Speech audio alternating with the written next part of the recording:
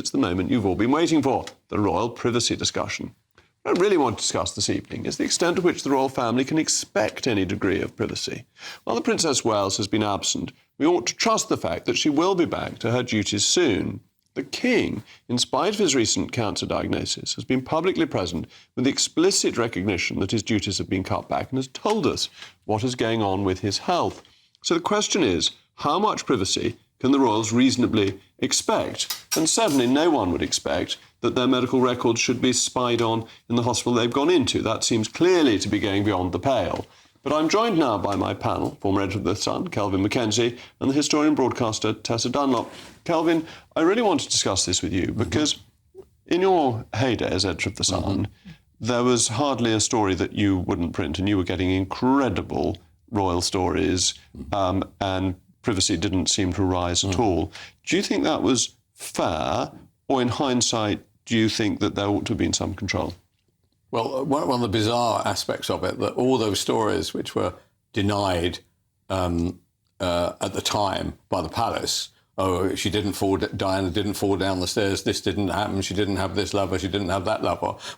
In the end of the day, she ends up writing a book and admits the whole lot was totally true. So the question really boils down to is what rights does the reader of basically a state-funded organisation, the funder of a state-funded organisation like the royal family have, and what rights do the other side have?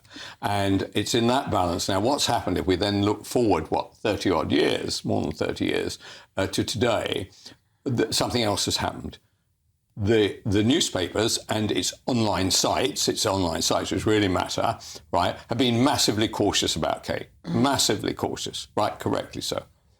On the other side, and where the power lies and where the Wild West is the social media have been absolutely terrible, mad, but it is them that have set the agenda, which is then folded back. And this is where the royals no longer are in control, or they don't have comms advisors around them to say what is the right thing to do, and they end up with this bizarre situation where they get seen for 2 minutes at a farm shop, and actually even then that triggers off even more people to say A, there's a body double, and B, that William had hired an actor to look like him. It is a bizarre world we're in, but we are dominated by the online world. And hasn't the King got it right? I mean, I don't actually look at the online stuff, but you don't hear reports of there being lots of online rumours about the King because we're not very interested in him. But we are interested in the King, and he said what was wrong with him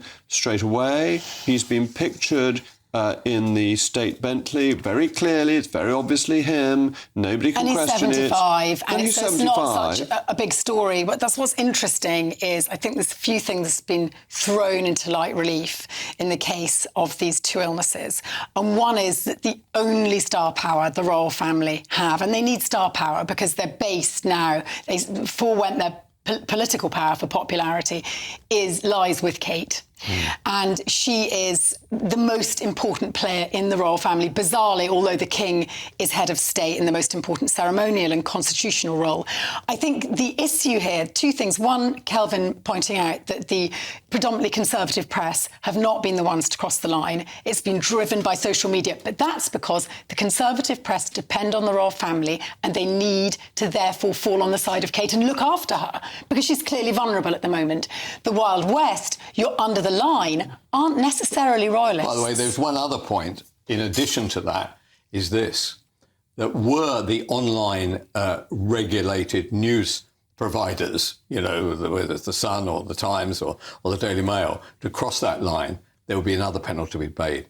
One from the reader, but actually, more importantly, strangely, from the advertiser. The advertiser would not agree to the excesses of the 80s. But does that mean we've got into a position, as we were in over the abdication, that there are some people who know all sorts of things, but it also allows all sorts of nonsense to be spewed out, and that there's a vacuum. Mainstream media is letting us down, and we need... So in the mainstream media, they do know what is wrong with Kate. right? At Yes. the kind of senior level, they will all tell you, if they were at a dinner party, whatever, and you might even tell them, right, this is what's wrong with Kate. And people who know are really upset when they hear this kind of discussion. So there is the us and them about it, and you yourself and many people probably connected with GB News and beyond in the media are constantly getting WhatsApp saying, what's up with that? I mean, my brother in New Zealand suddenly says, da-di-da-di-da. And you are correct. You are correct. But the frailty of the royal family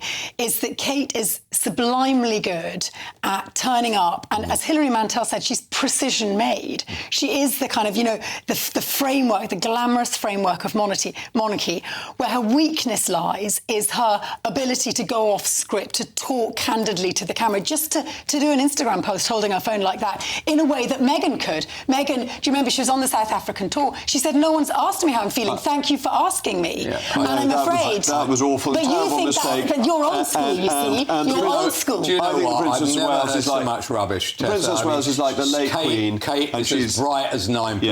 Yeah, but we're not living... All right. Late Queen, we're not living in that era anymore, Jacob. You are, but we're not. God bless the Princess of Wales. Thank you to my panel.